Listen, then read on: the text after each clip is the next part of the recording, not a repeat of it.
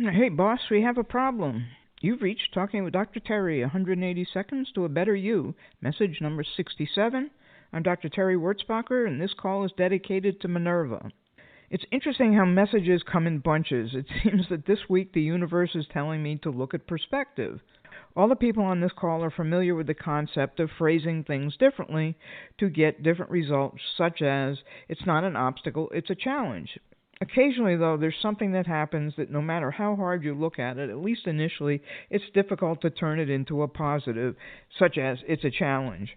Well, I'm beginning to believe that just as children say the darndest things and say the things that we need to hear, so do people who are dying. A woman I was with on Sunday was telling us about her career before she got sick. Right in the middle of her story, she chuckled and said that in her company, she would not allow her employees to have problems. They only had minor inconveniences. I just thought that was perfect.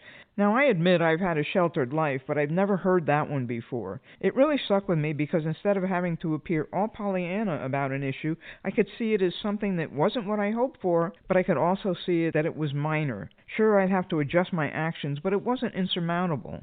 I don't know if I'm explaining this correctly, but it combined acknowledging something wasn't quite right, but that it was only an inconvenience, not an insurmountable mountain. When we get deeper into discussions of death and dying, it'll be interesting to see how she applies a similar kind of thought process, if she does. If so, I'll be grateful to see and hear what she thinks. I think considering something a minor inconvenience allows it to go to the back of your mind, at least for a while you're doing and thinking of something else. It's a form of letting go, and that's the first step for those who have issues with control, and who amongst us doesn't really, even those who speak the magic words, control the controllables. I don't normally do this, but this meeting with a dying woman was also a first step to change one of my triggers. We talked about this in yesterday's message.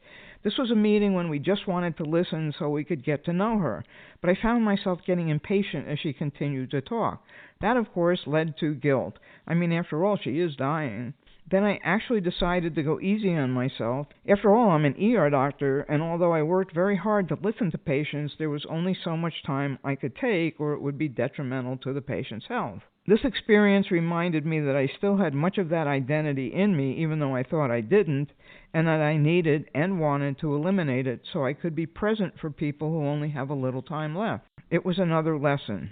All we have to do is open ourselves up to people and events, and everything we need will be laid out before us. I can now look at her talking with gratitude that I'm able to share this time with her and maybe make her feel a little less lonely.